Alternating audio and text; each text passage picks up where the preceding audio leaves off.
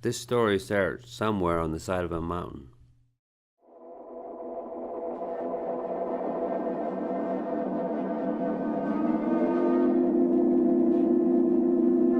I was looking at hundreds of thousands of tons of quarry tailings stretching up about a mile.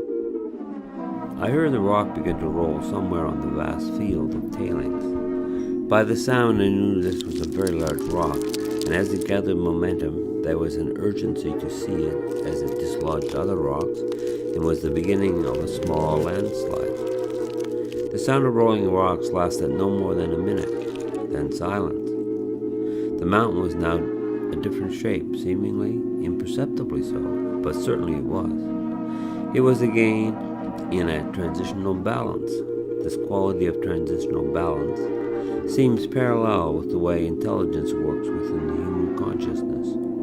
Ideas are located in a construct similar to the construct of all matter.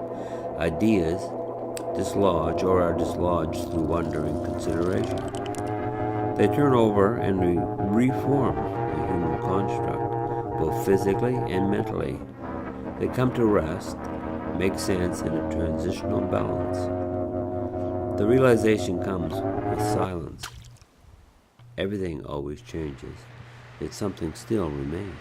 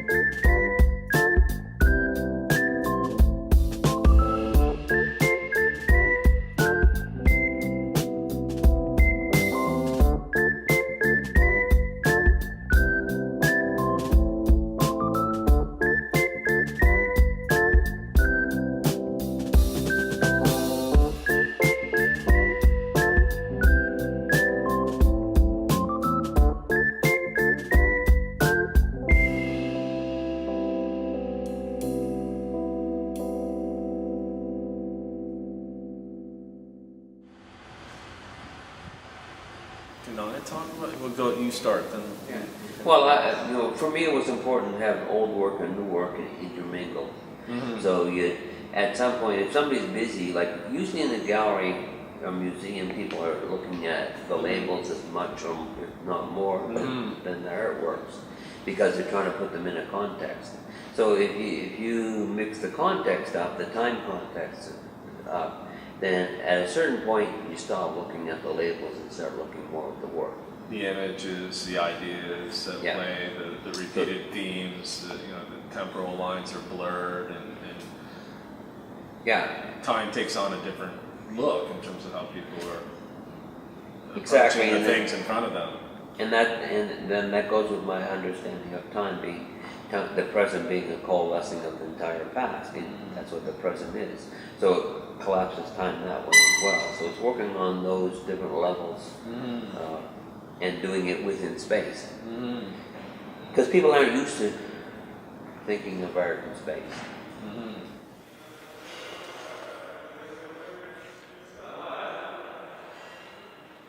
This piece is called Receding. It's thinking about history. We think we've moved from the past, but actually the past is moving from us at the same rate as we're moving ahead under that model of time. Time, the way time works, it's an interesting thing because it is a concept that we have as humans. The whole nature of the retroactive is that as you learn something now, you look at the past differently. So our history is not something that's gone, it's something that's with us, and new insight changes it, changes your understanding and perception of it. The technique with these coins, these are based on actual coins that have been used. They're printed using a laser to cut the plates out. The plates are an acrylic plate, and the marking is done with a hot tool, and the background is printed, so the paper is white. This is the timekeeper, a self-portrait, and so is the rice. Most of the work is. The wagon is Hassan urn, a Chinese urn from about 500 BC, and it looked like it was bulging with history. And so I think in order for humans to move forward, we have to look backward. And so this is the timekeeper, keeping time, the box of memory. It's like Pandora's box. There's other myths that have to do with the collective history. And so I think the nature of this piece is that we have to bring our history into the present, and that fits with my idea of time being the perpetual present with the past rolled into it. So it coalesces those ideas. And in order to move forward, he looks backward.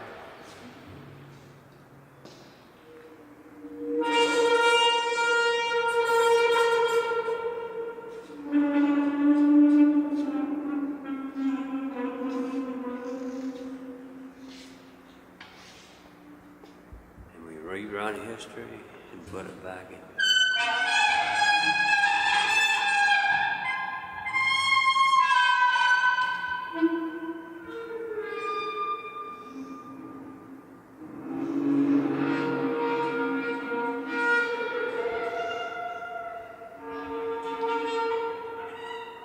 For a long time I thought about time, and then I was in a construction trailer one time, and I was hungry, and I was about to cook a pot of rice. So I took a handful of rice to put in the pot, and the sun shone through on the rice, and it looked like it was made of stone, it looked like alabaster. But the more I looked at it, the closer I looked at it, the more it looked like a stone.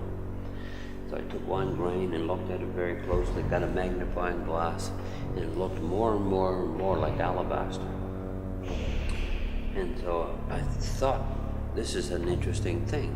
I'm at this crossroads, I'm hungry, so if I eat the rice, it's sustenance to keep thinking, but if I put it in the garden, it knew how to grow into more rice. So I wondered how that's possible. I knew somehow within its structure, the genetic code allowed it to grow into rice, but it was at this crossroads of these two sustenance. Cultural sustenance on one side and physical sustenance on the other, and genetic sustenance. So this coalescing of this idea came into my mind, which allowed me to coalesce the idea of time. As a kid, I thought there was always something wrong with the model that we use, the past, present, and future. because it's always now.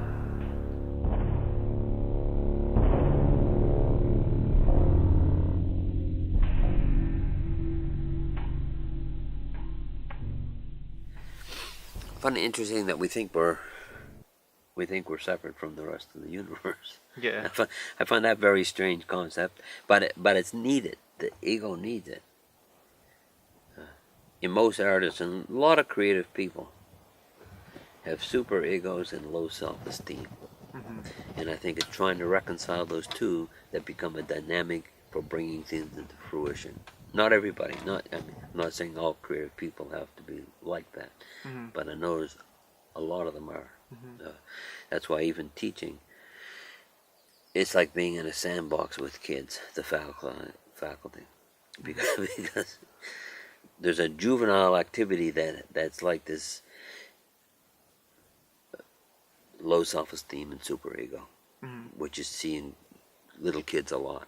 But some people never get past that. And I think it's a dynamic that maybe can be very productive or can be very negative. It's like willpower. When willpower rises its ugly head, if you don't have the humanity and mental control, it'll destroy you. Yeah. We have a lot of history to talk about that. So, and I think it's a raw force that comes up, and it takes humanity and intelligence to handle a rising willpower. See, as an artist in Canada at my time, I hardly think it's probably changed, but you were almost an embarrassment to your family because it's not a serious activity. Well, in Italy it was a serious activity, and you weren't an anomaly. You know, people would feel sorry if their kid was going to become an artist because they knew it wasn't going to be an easy thing. It's what's going on and what you're working on. It's funny because sometimes something happens, and I think in terms of how, trying to bring that out of my head into the world. I think it's the need to get something out of my head, to look at it, and then reconstruct my head afterwards. There's this external, internal, and the reason a person shows work is that you do work and it makes sense to you. Self-delusion is an easy thing, so you ask somebody what they think about it. And if somebody says, yeah, I get it, then, well, at least I'm not alone. I'm not deluded, maybe, but maybe two people could be deluded. And then you show it. If more people kind of seem to get it, then you figure you're on the right path.